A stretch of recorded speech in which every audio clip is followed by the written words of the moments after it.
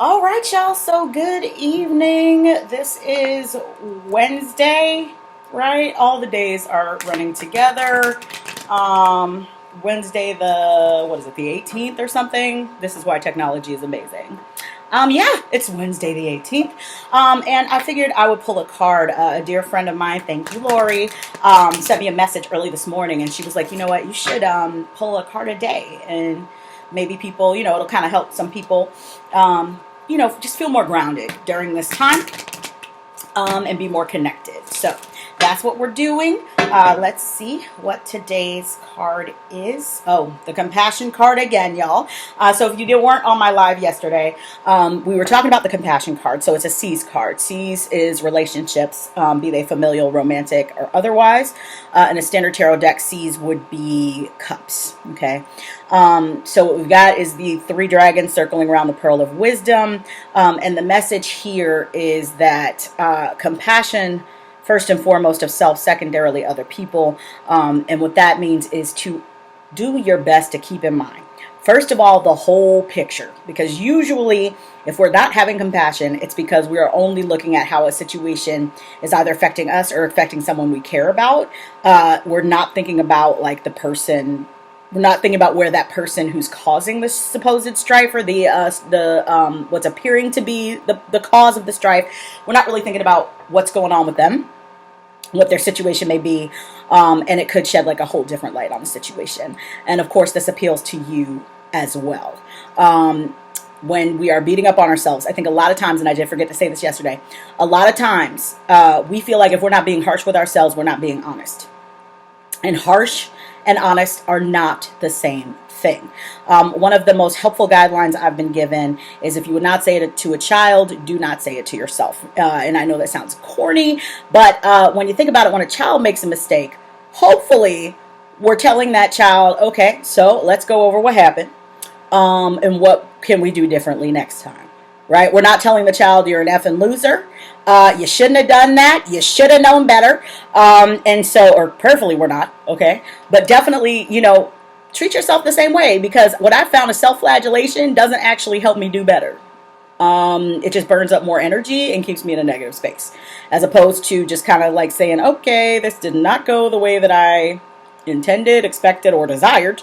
What can I do next time? So that is the compassion card. I'm going to pull another card just because, you know what? A lot of the cards from yesterday are coming up. Gaia, again, the world, okay? Major arcana. So once again, our actions don't shift or change any of this. This just means this is a time to acknowledge that not only are we all joined, and it seems like, I think Einstein had a beautiful quote, and I'm definitely paraphrasing. I'm probably going to butcher it. Something to the effect of the idea that we're separate is the greatest illusion.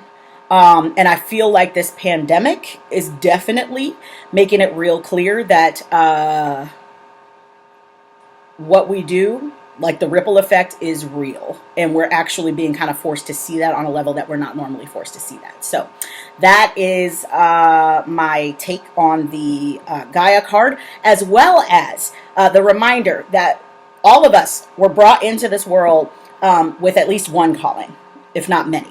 Whatever it is your calling is, you need to be doing it. Don't talk yourself out of it. And it doesn't necessarily mean that immediately that's going to be where you get your bread and butter from.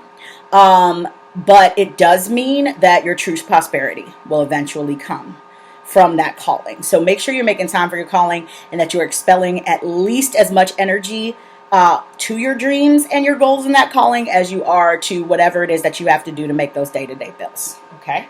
And we're going to try one more to see if another card comes up. But what I'm trying to tell y'all is I've been sitting here shuffling these cards.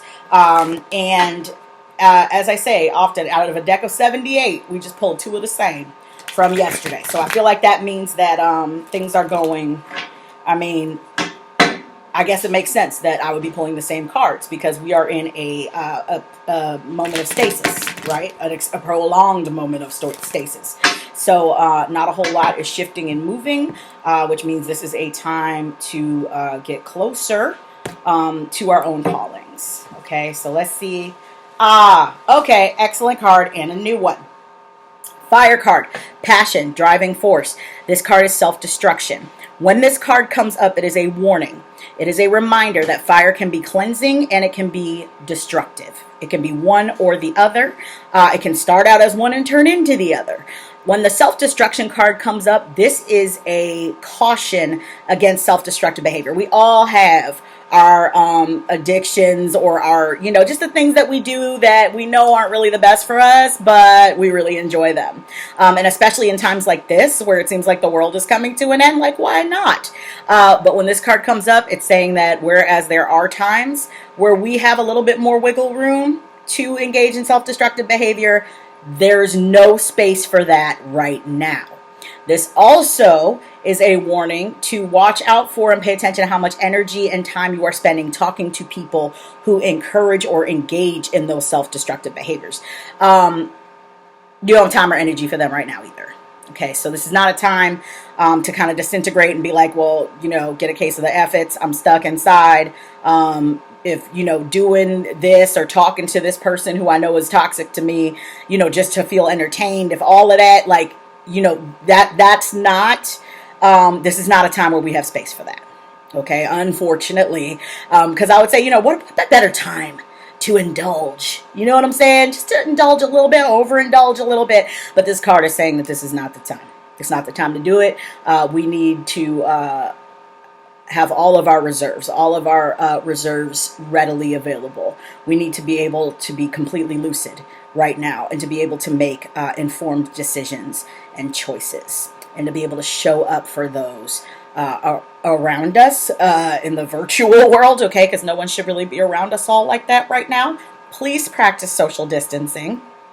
But those who are close to us and those who are not, we need to be present. This is a time to be present for each other and for ourselves. So that is today's card pull. Watch out for self-destruction. Please describe, good Lord. Like, subscribe, and share. And also definitely if you get a chance to go head over to legacyhealing.org, get some more information about readings with me, how to book those, and of course to check out Purple Door Gree, my online botanica, where I can get you your ritual bath bombs. Okay, side note, I gotta say this, okay? Ever since I started making all this stuff, my skin has been glowing. Okay, do y'all see this?